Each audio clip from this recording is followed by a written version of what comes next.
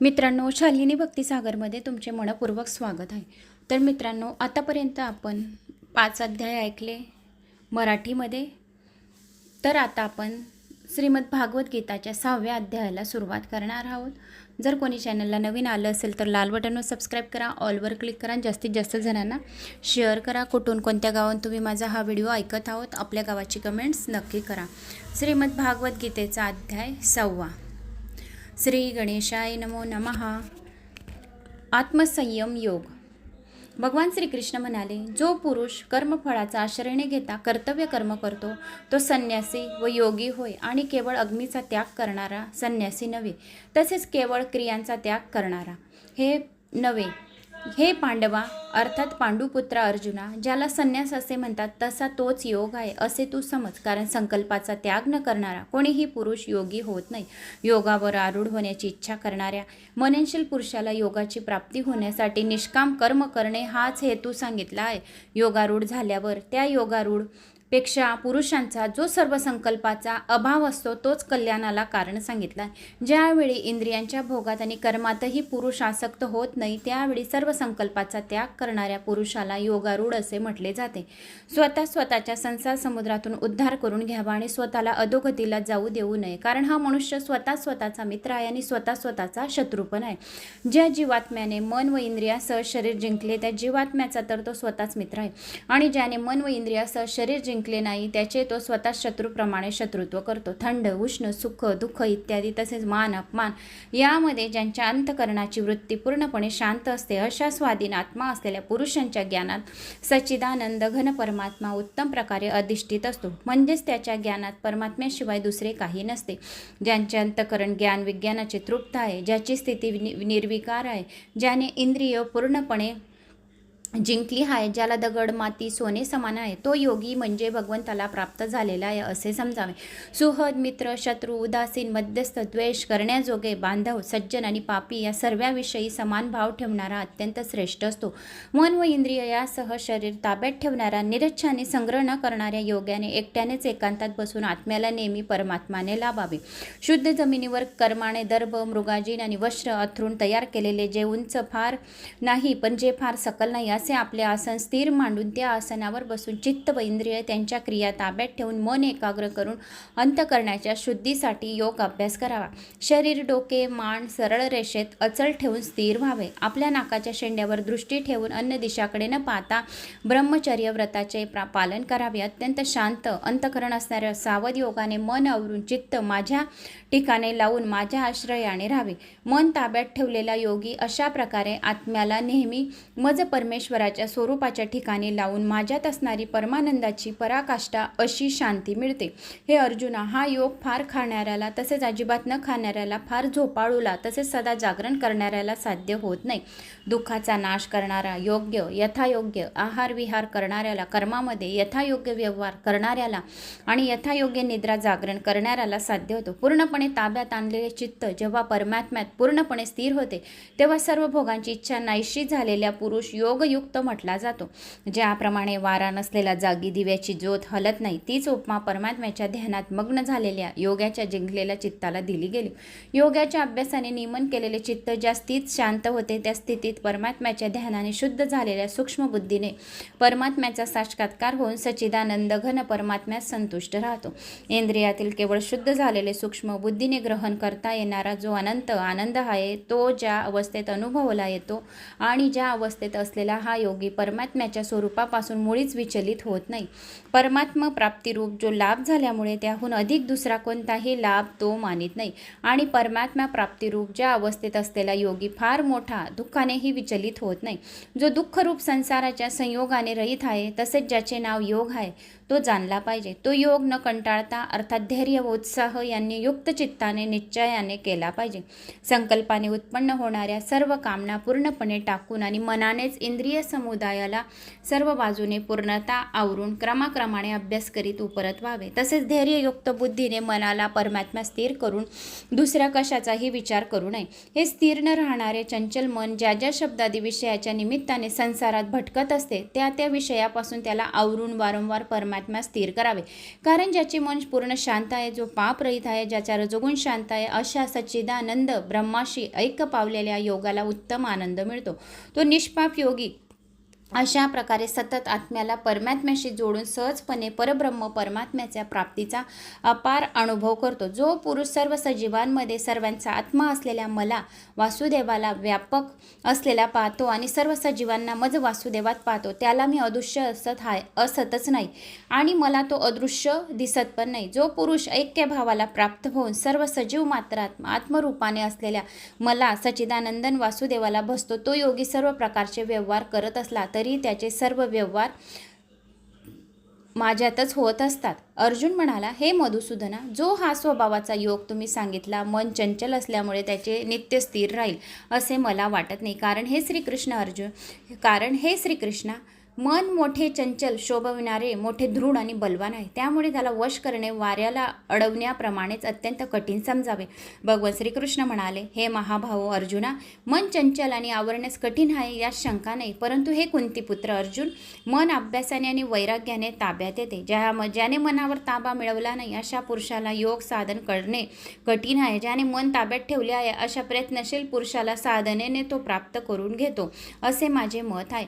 अर्जुन म्हणाला, हे श्रीकृष्णा, जो योगावर श्रद्धा ठेवणारा आहे परंतु संयम नसल्यामुळे ज्याचे मन अंतकाळी योगापासून विचलित झाले आहे, असा साधक योग सिद्धीला म्हणजे भगवत साक्षात्काराला प्राप्त न होता तो गतीला जातो. हे श्रीकृष्ण, हा माझा संशय तुम्ही पूर्णपणे नाहीसा करू शकाल, कारण तुमच्याशिवाय दुसरा कोणी हा संशय दूर करणारा मिळण्याचा संभव नाही.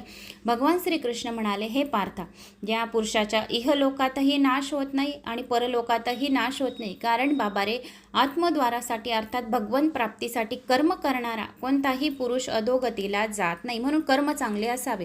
योगभ्रष्ट पुरुष पुण्यवानांना मिळवणाऱ्या लोकांना अर्थात स्वर्गादी उत्तम लोकांना जाऊन तेथे पुष्कळ वर्ष राहून नंतर शुद्ध आचरण असणाऱ्या श्रीमंत घराण्यात त्याचा जन्म होतो. जो चांगले कर्म करतो त्याचे श्रीमंत घराण्यात जन्म होतात. किंवा वैराग्यशील पुरुष त्या लोकात न जाता ज्ञानी योगाच्या कुळात जन्म घेतो. परंतु या प्रकारचे जो हा जन्म आहे तो या जगात निसंशयपणे अत्यंत दुर्मिळ आहे. तेथे त्या पहिल्या शरीरात संग्रह केलेल्या बुद्धी संयोगाला म्हणजे समत्व बुद्धिरूप योगाच्या संस्कारांना अनायास्य प्राप्त होतो. हे कुरुवंशीय अर्जुना, त्याच्या प्रभावाने तो पुन्हा परमात्म प्राप्तिरूप सिद्धीसाठी पूर्वीपेक्षाही अधिक प्रयत्न करतो. तो श्रीमंताच्या घरात जन्म घेणारा योगभ्रष्ट पराधीन असला तरी त्या पहिल्या जन्माच्या अभ्यासामुळे निसंशयपणे भगवंताकडे आकर्षित होत जातो आणि त्याची समबुद्धिरूप योगाच्या जिज्ञासू देखील वेदाने सांगितलेल्या सकाम कर्माच्या फळांना ओलांडून घेते.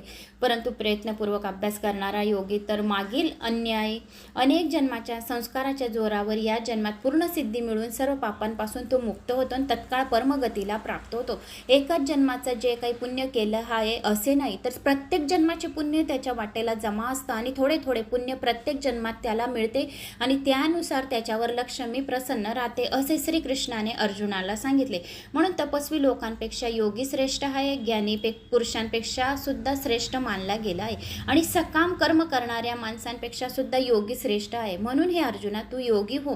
सर्व योगांच्या मध्ये सुद्धा जो भाग्यवान आणि श्रद्धावान योगी माझ्या ठिकाणी लावलेल्या अंतरात्म्याला मला निरंतर बसतो, तो योगी मला परमश्रेष्ठ म्हणून मान्य होतो. तर हे भागवत गीतेच्या 6व्या अध्यायामध्ये संपूर्ण स्वभावाचे आणि कर्म कोणते करावे असे संपूर्ण माहिती श्रीकृष्ण आणि अर्जुन दोघांचा संवाद आत्मसंयम योग अध्याय 6 यामध्ये झालेला आहे. तर आता आपण 7व्या अध्यायाला सुरुवात करूया. श्री गणेशाय नमो नमः. ज्ञान विज्ञान योग अध्याय 7. भगवान श्रीकृष्ण म्हणाले, हे पार्था, अर्थात अन्य प्रेमाने मन माझ्या ठिकाणी आसक्त करून तसेच अनन्य भावाने माझा आश्रय घेऊन योगयुक्त होऊन तू ज्या योगे संपूर्ण विभूती शक्ती ऐश्वर्यादी गुणांनी युक्त सर्वांचा आत्मा असणाऱ्या मला निसंशयपणे जाणशील ते ऐक. मी तुला आता विज्ञानसह तत्वज्ञान संपूर्ण सांगतो आणि जाणले पाहिजे. जगात पुन्हा दुसरे काहीही नाही, जाणवण्याचे शिल्लक राहत नाही. हजारो मनुष्यांमध्ये कोणी एखादा माझ्या प्राप्तीसाठी प्रयत्न करतो, पण ते प्रयत्न करणाऱ्या योगामध्ये एखाद्याच मतपरायण होऊन होऊन मला खऱ्या स्वरूपाने जाणतो. पृथ्वी, जल, अग्नी, वायू, आकाश, मन, बुद्धी, अहंकार अशी 8 प्रकारात विभागलेली माझी प्रकृती आहे. ही 8 प्रकारची भेद असणारी माझी अपरा म्हणजे अचेतन मूर्ती आहे. आणि हे महाभाव अर्जुना, हिच्याहून दुसरी जिच्या योग्य सर्व जग धारण केले जाते ती माझी जीवरूप परा म्हणजे चेतन प्रकृती समज. सर्व सजीव मात्र या 2 प्रकृतीपासून उत्पन्न झाले आहे आणि मी सर्व जगाची उत्पत्ती आणि प्रलय आहे, अर्थात सर्व जगाचे मूळ कारण आहे. हे धनंजया, माझ्याहून निराळे दुसरे कोणतेही परम कारण नाही. हे संपूर्ण जग दोऱ्याचे मणी ओवावे तसे माझ्यात गुंफलेले आहे. हे कुंतीपुत्र अर्जुना, मी पाण्यातील रस आहे, चंद्रसूर्यातील प्रकाश आहे, सर्व वेदांतील ओंकार आहे, आकाशातील शब्द आहे, पुरुषातील पुरुष तत्व आहे. सर्व प्राणी मात्रांमध्ये मीच आहे, पण जो जो माझ्या जसं मला बसतो त्या रूपाने मी त्यांना प्राप्त होतो. म्हणून मी पृथ्वीतील पवित्र गंध पण मीच आहे, अग्नीतील तेज पण मीच आहे, तसेच सर्व सजीवांचे जीवन जे आहे ते मी आहे, तपस्वातील तप पण मीच आहे. म्हणून हे पार्था, तू संपूर्ण सजीवांचे सनातन कारण मला समज. जे जे जीव आहे ते मीच आहे. प्रत्येका जो मला जसं बसतो तसं मी प्रत्येकाच्या हृदयामध्ये आत्म्यामध्ये मी विराजमान होतो आणि त्यांच्या इच्छा पूर्ण करतो. म्हणून प्रत्येकाला तू कामनारहित बल म्हणजे सामर्थ्य आहे आणि सजीवातील धर्माला अनुकूल अर्थात शास्त्राला अनुकूल असा माझा काम आहे. सत्वगुणापासून, रजोगुणापासून आणि तमोगुणापासून उत्पन्न होणारे भाव व पदार्थ हे संपूर्ण माझ्यापासून उत्पन्न झालेले आहेत असे तू समज. परंतु वास्तविक पाहता त्याच्यात मी आणि माझ्या ते नाही. गुणांचे कार्य असणाऱ्या सात्विक, राजस, तामस तिन्ही प्रकारच्या भावांनी सारे जग सजीव समुदाय मोहित झाले. त्यामुळे तिन्ही गुणांच्या पलीकडे असणाऱ्या अविनाशी अशा मला ते ओळखत नाही, कारण ते अलौकिक अर्थात अद्भुत त्रिगुणात्मत्वावर माझी माया पार होण्यास फार कठीण आहे. परंतु जे केवळ मलाच निरंतर भसतात ते या मायाला ओलांडून जातात, म्हणजे संसारातून तरून जातात. आणि मायेने ज्याचे ज्ञान हिरावून घेतले आहे असे असुरी स्वभावाचे पुरुषांमध्ये नीच असणारे दृष्ट कर्म करणारे मूळ लोक मला भजत नाही. हे भरतवंशीयांमध्ये श्रेष्ठ अर्जुना, उत्तम कर्म करणारे अर्थाती अर्थ, जिज्ञासू आणि ज्ञानी असे 4 प्रकारचे भक्त मला भजतात. त्यापैकी नेहमी माझ्या ठिकाणी ऐक्यभावाने स्थित असलेल्या अन्य प्रेम भक्ती असलेल्या ज्ञानी भक्तांनी उत्तम होय, कारण मला तत्व जाणणाऱ्या ज्ञानी माणसाला मी अत्यंत प्रिय आहे आणि तो ज्ञानी मला अत्यंत प्रिय आहे. हे सर्वच उदार आहेत, परंतु ज्ञानी तर साक्षात माझे स्वरूपच आहे असे माझे मत आहे, कारण तो माझ्या ठिकाणी मन बुद्धी असणारा ज्ञानी भक्त अतिउत्तम गती स्वरूप अशा माझ्यामध्ये चांगल्या प्रकारे स्थित असतो. पुष्कळ जन्माच्या शेवटच्या जन्मात तत्वज्ञान झालेला पुरुष सर्व काही वासुदेवच आहे असे समजून मला भजतो. तो महात्मा अत्यंत दुर्मिळ आहे. त्या भोगांच्या इच्छेने ज्याचे ज्ञान हिरावून घेतले आहे असे लोक आपापल्या स्वभावाने प्रेरित होऊन निरनिराळे नियम पाळून इतर देवतांची पूजा करतात. जो सकाम भक्त ज्या देवता स्वरूपाचे श्रद्धेने पूजन करून इच्छिता त्या भक्ताती त्याच देवतेवरील श्रद्धा मी दृढ करतो.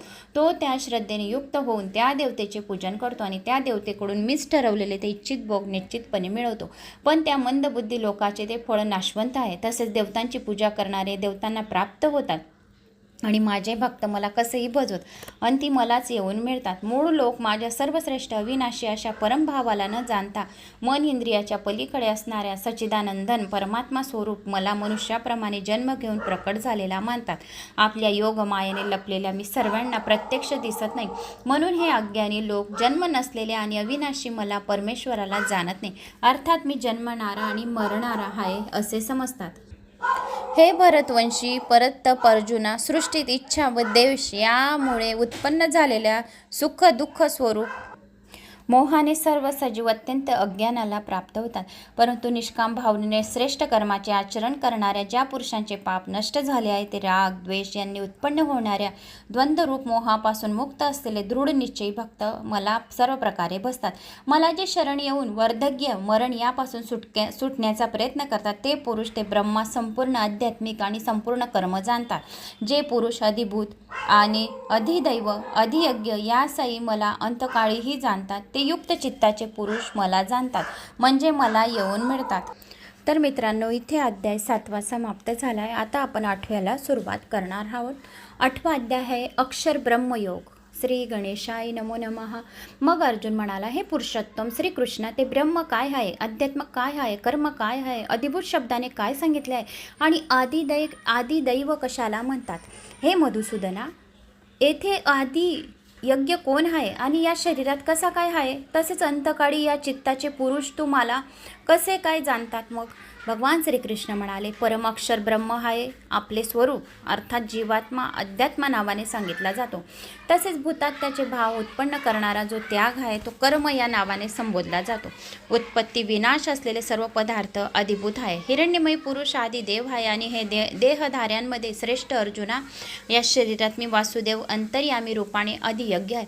जो पुरुष अंतकाळही माझे स्मरण करत राहतो, शरीराचा त्याग करून देतो, तो साक्षात माझ्या स्वरूपाला प्राप्त होतो. त्याला नरक यातना होत नाही आणि त्याला यमदूत हात लावत नाही. म्हणून हे अर्जुना, तू सर्व काळी निरंतर माझे स्मरण कर आणि युद्धही कर. अशा प्रकारे माझ्या ठिकाणी मन बुद्धी अर्पण केल्यामुळे तू निसंशय मला येऊन मिळशील. हे पार्था, असा नियम आहे की परमेश्वराच्या ध्यानाच्या अभ्यासरूपी योगाने युक्त दुसरीकडे न जाणणाऱ्या चित्ताने निरंतर चिंतन करणारा मनुष्य परंपरा प्रकाश स्वरूप दिव्य पुरुषाला म्हणजे परमेश्वराला जाऊन मिळतो.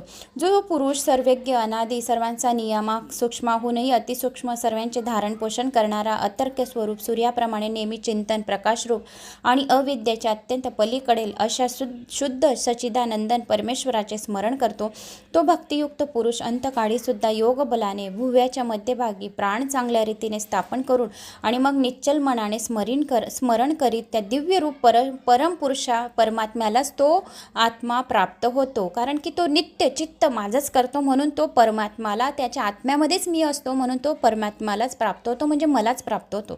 वेदवेते विद्वान व सच्चिदानंद घनरूप परमपदाला अविनाशी म्हणतात. आसक्ती नसलेले यत्नशील संन्यासी महात्मे आणि ज्याच्यामध्ये प्रवेश करतात आणि ज्या परमपदाची इच्छा करणारे ब्रह्मचारी ब्रह्मचर्याचे आचरण करतात, ते परमपद मी तुला आता थोडक्यात सांगतो. सर्व इंद्रियाचे द्वारे अडवून मनाला हृदयाच्या ठिकाणी स्थिर करून नंतर जिंकलेल्या मनाने प्राण मस्तिष्कात स्थापन करून परमात्म्यासंबंधी योगधारणेत होऊन जो पुरुष ओम या एक अक्षर रूप ब्रह्माचा उच्चार करीत असतो, अर्थस्वरूप निर्गुण ब्रह्मा जो आहे तो मीच आहे म्हणजे माझेच चिंतन करीत असतात. आणि मग नंतर जर तो मृत्यू त्याच्या जवळ येत असतो, त्यावेळी जो माझ्या ओंकार या शब्दाचा ओम नमो भगवते वासुदेवाय नमा या मंत्राचा जर जप करत करत जर त्याने देह टाकून दिला तर तो परमगतीला प्राप्त होतो, म्हणजे मलाच प्राप्त होतो, त्याला बी नरक यातना होत नाही. हे पार्था, जो पुरुष माझ्या ठिकाणी अनन्य चित्त होऊन नेहमी मज पुरुष तमाचे स्मरण करतो, नित्य माझ्याशी युक्त असलेल्या योग्याला मी सहज प्राप्त करून देतो. परमसिद्धी मिळवलेले महात्मे एकदा मला प्राप्त झाल्यावर दुःखाचे सागर क्षणभंगुर पुनर्जन्माला त्याला होत नाही, त्याच्याजवळ कधीही दरिद्रता येत नाही, त्याच्यावर महालक्ष्मी प्रसन्न होते. हे अर्जुना, ब्रह्मलोकापर्यंतचे सर्व लोक पुनरावृत्ती आहे, परंतु हे कुंतीपुत्र अर्जुन, मला प्राप्त झाल्यावर पुनर्जन्म होत नाही, कारण मोक्षाची प्राप्ती होते असे स्वतः श्रीकृष्णाने सांगितले. तो मलाच प्राप्त होतो, त्याला पुनर्जन्म नाही. ब्रह्मदेवाचा एक दिवस 1000 चतुर्युगाचा असून रात्रही 1000 चतुर्युगाची असते. जे योगी हे तत्व जाणतात ते काळाचे स्वरूप जाणणारे असतात. सर्व चराचर भूत समुदाय ब्रह्मदेवाच्या दिवसाच्या आरंभी अव्यक्तापासून म्हणजे ब्रह्मदेवाच्या सूक्ष्म शरीरापासून उत्पन्न होतात आणि ब्रह्मदेवाच्या रात्रीच्या आरंभी त्या अव्यक्त नावाच्या ब्रह्मदेवाच्या सूक्ष्म शरीरात विलीन होतात. हे पार्था, तोच भूत समुदाय पुन्हा पुन्हा उत्पन्न होऊन प्रकृतीच्या अधीन असल्यामुळे रात्रीच्या आरंभी विलीन होऊन दिवसा आरंभी पुन्हा उत्पन्न होतो. त्या अव्यक्ताहून बी पलीकडचा दुसरा अर्थ म्हणजे विलक्षण जो सनातन अव्यक्त भाव आहे, तो परम दिव्य पुरुष सर्व भूते नाहीशी झाली म्हणजे तो नाहीसा होतो. त्या व्यतिरिक्त अक्षर असे म्हणतात, त्याला श्रेष्ठ गती प्राप्त होते. ज्या सनातन अव्यक्त भावाला प्राप्त झाल्यावर मनुष्य परत येत नाही, ते माझे सर्वश्रेष्ठ स्थान होय. हे पार्था अर्थात पृथापुत्रा अर्जुना, ज्या परमात्म्याच्या ठिकाणी सर्व भूते आहेत, ज्या सच्चिदानंद परमात्म्याला सर्व जग व्यापलेले आहे, तो सनातन अव्यक्त परम पुरुष अनन्य भक्तीने प्राप्त होणार आहे. हे भरतवंशीयामध्ये श्रेष्ठ अर्जुन, ज्या काळी शरीराचा त्याग करून गेले योगी परत जन्माला न येणाऱ्या गतीला प्राप्त होतात. ज्या काळी गेलेले परत जन्माला येणाऱ्या गतीला प्राप्त होतात, कारण काळ अर्थात 2 मार्ग आहेत ते मी सांगतो. ज्या मार्गात ज्योतिर्मय अग्नीची अभिमानी देवता आहे, दिवसाची अभिमानी देवता आहे, शुक्ल पक्षाची अभिमानी देवता आहे, उत्तरायणाची अभिमानी देवता आहे, त्या मार्गात मेलेले गेलेले ब्रह्मज्ञानी योगी वरील देवताकडून म्हणजे मी जे तुम्हाला सांगितले ते ब्रह्माला प्राप्त होतात, म्हणजेच मलाच प्राप्त होतात. ज्या मार्गात धुराची अभिमानी देवता आहे, रात्रीची अभिमानी देवता आहे, कृष्ण पक्षाची अभिमानी देवता आहेत आणि त्या मार्गात मेलेल्यावर सकाम कर्म करणारा योगी देवताकडून नेला जातो, चंद्र तेजाला प्राप्त प्राप्त होतो, स्वर्गात त्याचे स्थान मिळते, स्वर्गात आपल्या शुभकर्माची फळे भोगतो आणि त्याला मोक्षाची प्राप्ती होते. कारण जगाचे हे दोन प्रकारचे शुक्ल व कृष्ण अर्थात देवयान आहे.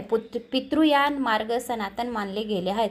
या जगातील ज्या मार्गाने गेले असता परत यावे लागत नाही अशा मार्गाने केलेला परमगतीला प्राप्त होतो. दुसऱ्या मार्गाने गेलेला पुन्हा परत येतो म्हणजे जन्म मृत्यू प्राप्त होतो. हे पार्था, अशा रीतीने जे दोन मार्ग आहेत ते तत्व जाणणाऱ्या कोणीही मोह पावत नाही. म्हणून हे अर्जुन सर्व काळी सहरूप योगाने युक्त हो, अर्थात नेहमी माझ्या प्राप्तीसाठी करणारा जो पुरुष माझे जप तप दान करतो त्याला खूप पुण्यफळाची प्राप्ती होते आणि निसंशयही त्याला कुठल्याही इजा होत नाही.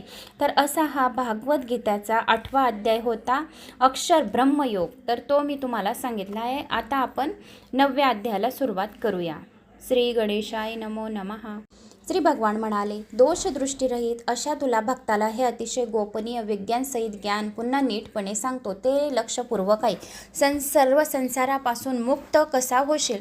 हे विज्ञानसहित ज्ञान सर्व विद्यांचा राजा आहे, सर्व गुप्त गोष्टींचा राजा आहे, अतिशय पवित्र, अतिशय उत्तम, प्रत्यक्ष फळ देणारे, धर्मयुक्त साधन करण्यास फार सोपे आणि अविनाशी आहे.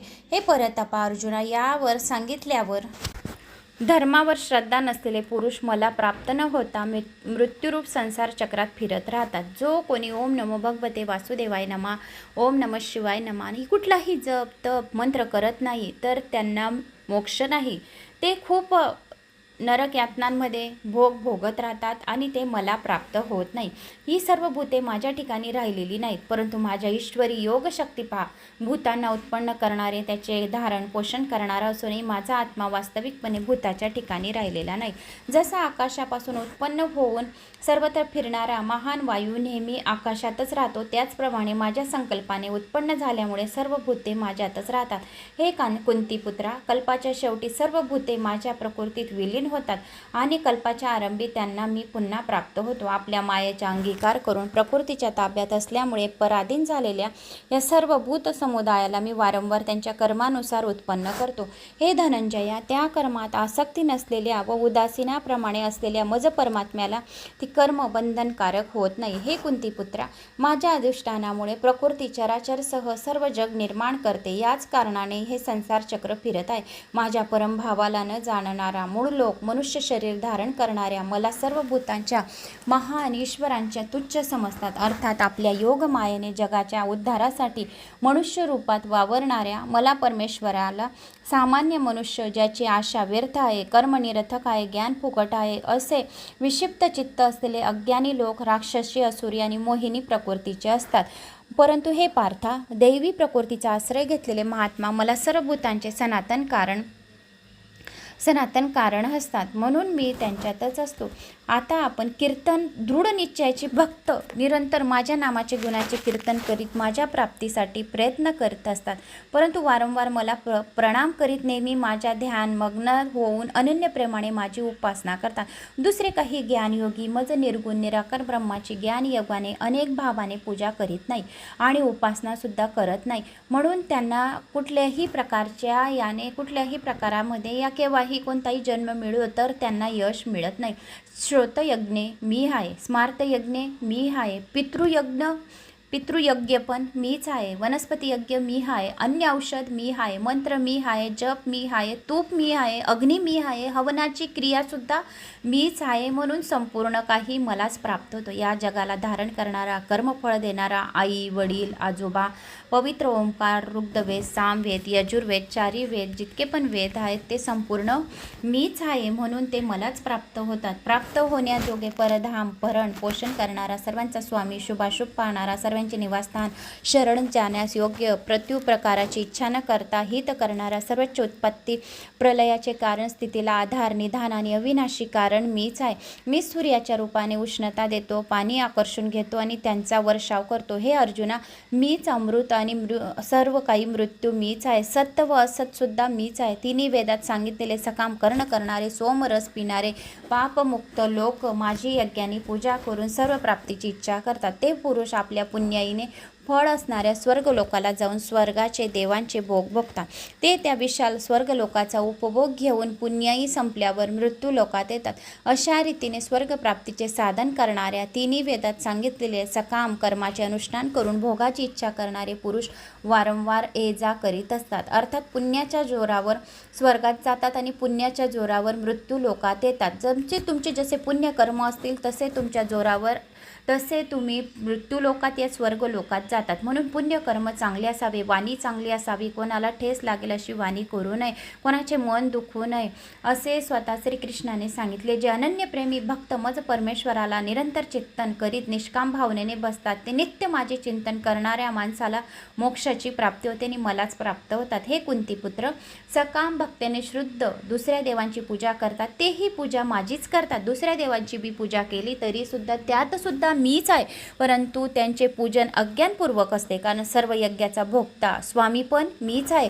कोणत्याही देवाला भजो, राम भजो, कृष्ण भजो, श्रीकृष्ण भजो, कोणत्याही देवाला भजो, शिव भजो, तरीही ते संपूर्ण मीच आहे आणि मलाच प्राप्त होतात. जो कोणी कोणत्याही स्वामी आहे तो परमेश्वराला तत्वाला तो भजतो आणि त्याला पुनर्जन्म भेटत नाही. देवाची पूजा करणारे देवांना मिळते, पितरांची पूजा करणारे पितरांना जाऊन मिळतात. जे पूजा देवांची करतात त्यांना देवांची पूजेचे फळ मिळतात. जे पितरांची पूजा करतो तर त्यांच्या 72 पिढ्यांपर्यंत पितरांपर्यंत पोचते आणि त्यांना नरक यातना होत नाही, मोक्षाची प्राप्ती मिळते आणि त्यांच्या कोणत्याही कामात अडथळा येत नाही.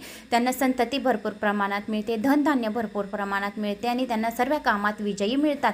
म्हणून पितरांची पूजा सर्वात जास्त करावी. भूतांची पूजा करणाऱ्यांना भूतांना प्राप्त होतात. माझी पूजा करणारे भक्त मलाच येऊन मिळतात, त्यामुळे माझ्या भक्तांना पुनर्जन्म नाही. जो कोणी भक्त मला प्रेमाने पान, फूल, फळ, पाणी इत्यादी अर्पण करतो, शुद्ध बुद्धीच्या निष्काम प्रेमी भक्ताने प्रेमाने अर्पण केलेले ते पान फूल मी सगुण रूपाने प्रकट होऊन मोठ्या प्रीतीने खातो आणि त्या भक्तांच्या मी सर्व इच्छा पूर्ण करतो. तू जे कर्म करतो, तू जे खातोस, तू जे हवन करतो, तू जे दान करतोस, तू जे तप करताय ते सर्व मला अर्पण होत आहे, कारण तू माझं नाव घेऊन करत आहे म्हणून मलाच अर्पण होत आहे. अशा रीतीने ज्यामध्ये सर्व कर्म मला भगवंताला अर्पण होतात, अशा संन्यास योगाने वियुक्त चित्त असलेला तू शुभाशुभ फळरूप कर्मबंधनातून मुक्तन होशील आणि मलाच येऊन मिळशील. मी सर्व भूत मात्र समभावाने व्यापून राहिलेला आहे. मला कोणी न कोणी अप्रिय ना प्रिय, परंतु जे भक्त मला प्रेमाने भजतात ते माझ्यात राहतात आणि मी त्यांच्यात प्रत्यक्ष प्रकट असतो.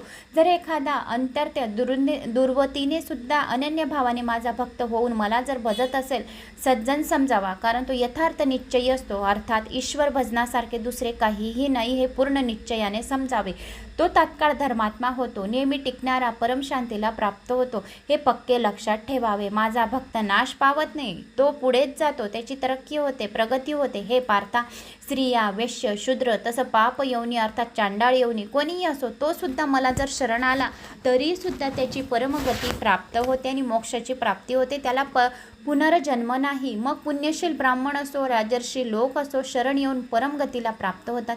हे काय सांगावयास पाहिजे. म्हणून तू सुखरहित नाशवंत मनुष्याला शरीराला प्राप्त होऊन माझेच भजन कर, माझ्यात मन ठेव आणि माझ्यात भक्त हो, माझी पूजा कर आणि मला नमस्कार कर. अशा रीतीने आत्म्याला माझ्याशी जोड आणि मतपरायण होऊन तू मलाच प्राप्त होशील. तू ज्या भावनेने मला जपशील, तू ज्या भावनेने माझी पूजा करशील तर मलाच प्राप्त होईल. तर असा हा भागवत गीताचा 9वा अध्याय होता. राजविद्या राजगुह्य योग समाप्तम. 9वा अध्याय. आता आपण 10व्या अध्यायाला सुरुवात करणार आहोत. श्री गणेशाय नमो नमः.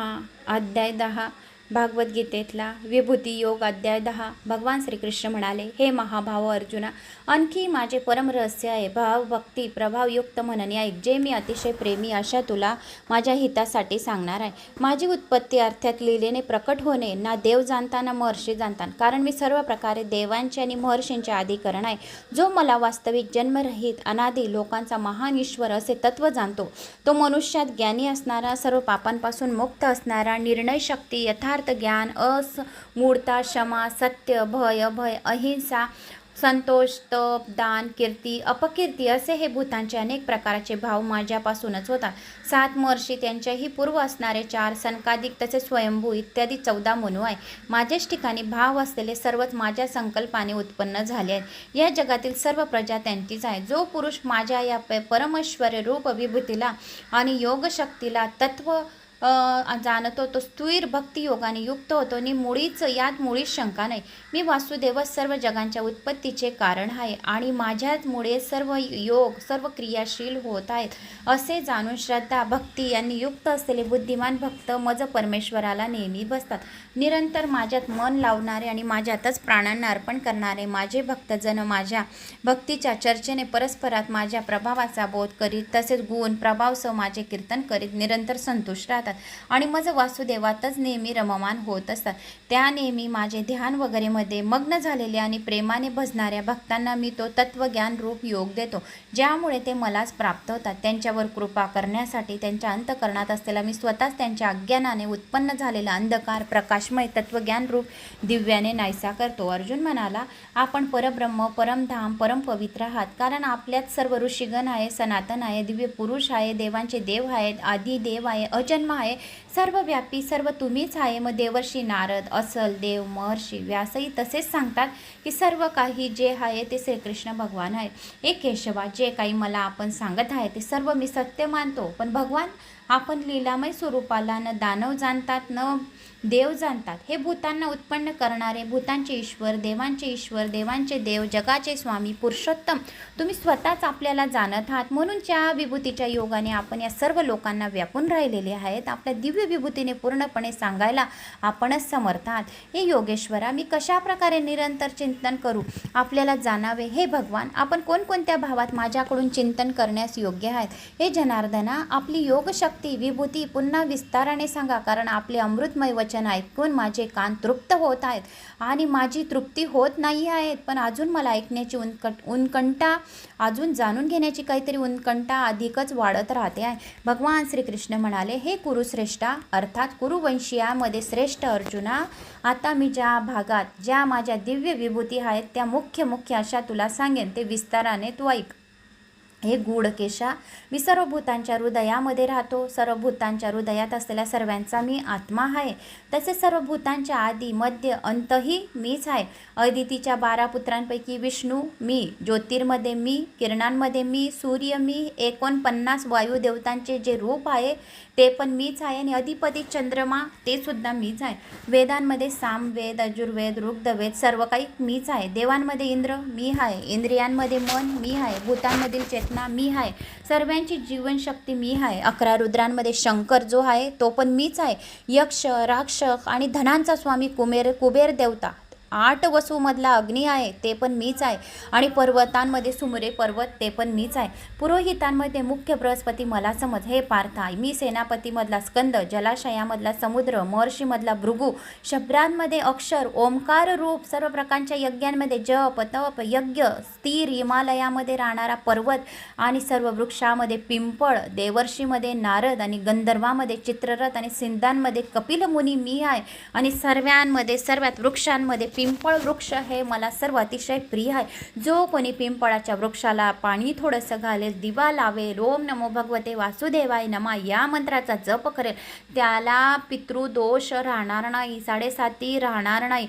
आणि त्या झाडाखाली बसून जर कोणी सकाळ संध्याकाळ दिवस रात्र केव्हाही जर कोणी तिथे बसेल, ओम नमो भगवते वासुदेवाय नमा या मंत्राचा सतत जप करेल, त्याच्या घरात लक्ष्मी दिनोदिन प्रगती करेलेली लक्ष्मी वाढत राहील. आणि सर्व वृक्षांमध्ये पिंपळ हे वृक्ष मला अत्यंत प्रिय राहील. घोड्यांमध्ये अमृताबरोबर उत्पन्न झालेला उच्चश्रवा घोडा, श्रेष्ठ हत्तीमध्ये ऐरावत नावाचा हत्ती आणि मनुष्यांमध्ये राजा मला तू समज. मी शस्त्रांमध्ये व्रज आहे, गायींमध्ये कामधेनू पण मीच आहे, शास्त्रोक्त रीतीने प्रजापतीचे कारण कामदेव मी आहे, सर्पांमध्ये सर्पराज वासुकी दोरी मी आहे, मी नागांमध्ये शेषनाग, जलाचराचा आदी देवता वरुण देवता मी आहे, पित्रांमध्ये अर्यमा नावाचा पित्तर जो आहे तो मी आहे, करण्यांमध्ये आणि शासन करण्यामध्ये यमराज पण मीच आहे. म्हणून जो पितरांच्या दिवशी अर्यमा नावाचा जो कोणी पितरांचा घास टाकतो या त्या दिवशी अर्यमा असं सुद्धा म्हटलं तरी पण त्यांचे पित्तर जेवण करून जातील आणि प्रसन्न होतील आणि पितृदोष त्यांचा कमी होईल. मी दैत्यांमध्ये प्रल्हाद, गणनांमध्ये करण्यामध्ये समय, तसेच पशुमध्ये मृगराज आणि सिंह आणि पक्ष्यांमध्ये मी विनिता पुत्र गरुड पण मीच आहे. मी पवित्र करण्यांमध्ये वायू, शास्त्रधारा श्रीराम मी आहे, माशांमध्ये समुद्रामध्ये मगर, नद्यात भागीरथी गंगा मी आहे. हे अर्जुना, सृष्टीच्या आधी मध्यही मी आहे. विद्यातील आत्मविद्या म्हणजे मी, ब्रह्मविद्या परस्पर वाद करणारे संपूर्ण मी आहे. मी अक्षरातील आकार, मी अक्षरातील उकार आणि अक्षय काल, सर्व बाजूंनी तोंडे, विराट स्वरूप धारण पोषण करणारा मीच आहे. सर्वांचा नाश करणारा, मृत्यू उत्पन्न होण्याच्या उत्पत्तीचे कारण मी. स्त्रियांमध्ये कीर्ती, लक्ष्मीमध्ये लक्ष्मी, वाणीमध्ये स्मृती, मेधा, धृती, क्षमा, संपूर्ण काही मी आहे. तसेच गायन करण्याजोगं वेदांमध्ये बृहस्पतिश्राम, छंदांमध्ये गायत्री छंद, त्याचप्रमाणे महिन्यातील मार्गशीर्ष महिना, ऋतूतील वसंत ऋतू संपूर्ण मी आहे. मी छल करणाऱ्यातील दूत, प्रभावशील पुरुषांचा प्रभाव, मी जिंकणाऱ्याचा विजय, निश्चय लोकांचा निश्चय, सात्विक पुरुषांचा सात्विक, वृष्णवंशामध्ये वासुदेव अर्थात मी स्वतः तुझा मित्र, पांडवांमध्ये धनंजय आणि तू मुनींमध्ये वेदव्यास मुनी, कवींमध्ये शुक्राचार्य, सर्व काही मी आहे. दंड करणारा दंड म्हणजे मी, रमन दमन करण्याची शक्ती मी, विजयाची इच्छा करणारा मी, गुप्त ठेवण्यासारखा भावांचा रक्षक मौन मी. आणि हे अर्जुना, सर्व भूतांच्या उत्पत्तीचे कारण मीच आहे. कारण चराचरातील एकही भूत नाही ते माझ्याशिवाय असेल. परतपा, माझ्या विभूतीचा अंत नाही. हा विस्तार तर तुझ्यासाठी थोडक्यात मी सांगितला आहे. संपूर्ण जगाचा जो सार आहे तो मी आहे. जी जी ऐश्वर्युक्त, कांतियुक्त, शक्तियुक्त जी वस्तू आहे, जी जी वस्तू तुला दिसत आहे, प्राणी मात्र्यांपासून संपूर्ण मी आहे. किंवा हे अर्जुन, फार फार जाणण्याचे तुला काय प्रयोजन देऊ. या संपूर्ण जगाला आपल्या योग शक्तीच्या केवळ मायाने एका अंशाने धारण करून राहिलेला संपूर्ण जग हा माझ्यात आहे आणि मी त्यांच्यात आहे. तर संपूर्ण मीच आहे. तर असा या 10व्या अध्यायामध्ये विभूती योग या 10व्या अध्यायामध्ये भगवान श्रीकृष्णाने सांगितलेले आहे की संपूर्ण जे काही प्राणी, जीव, सूक्ष्म जे काही आहे सजीव वस्तू ती संपूर्ण मीच आहे. हे विभूती योग 10व्या अध्यायामध्ये सांगितलेले आहे. तर मित्रांनो, मला अशी आशा आहे की तुम्हाला माझा हा व्हिडिओ आवडला असेल. एक लाईक करा, चॅनलला सबस्क्राईब करा. कुठून कोणत्या गावात माझा व्हिडिओ ऐकत आहोत आपल्या गावाची कमेंट्स ओम नमो भगवते वासुदेवाय नमः कमेंट्स नक्की करा. माझा आत्मविश्वास वाढवा. तुमचं एक लाईक वरती पोचलं म्हणजे माझा व्हिडिओ तेवढा वरती येतो. आणि तुमचं एक कमेंट्स तुम्ही करतात, काहीतरी कमेंट्स केला म्हणजे माझा व्हिडिओ वरती येतात आणि पुढचा व्हिडिओ करायला मला प्रेरणा मिळते. तर आता आपण पुढे 11वा अध्याय पुढच्या व्हिडिओत श्रवण करणार आहोत. आता एकादशी येत आहे, त्या दिवशी 1 ते 18 अध्याय येऊन जातील. तर सर्वांनी एकादशी असल्यामुळे महत्त्व जास्त वाढलेलं आहे. पितरांचे दिवस आहे आणि त्या दिवशी पिंपळाच्या झाडाची पूजा आपल्याला नक्की करायची आहे. लांबवातीचा दिवा नक्की लावायचा आहे. 1 तांब्याभर पाणी, त्यात काळी तीळ, साखर, शहद, फूल वगैरे, सरसोच्या तेलाचा दिवा, मोहरीच्या तेलाचा दिवा असेल, जे तुपाचा दिवा, सकाळी तुपाचा लावा, संध्याकाळी तेलाचा दिवा लावा. नक्की त्या दिवशी एकादशीच्या दिवशी तुम्हाला पिंपळाच्या झाडाला दिवा लावायचा आहे. आणि पितृदोष, कसलाही प्रखर पितृदोष असो तो तुम्हाला नष्ट करायचा आहे.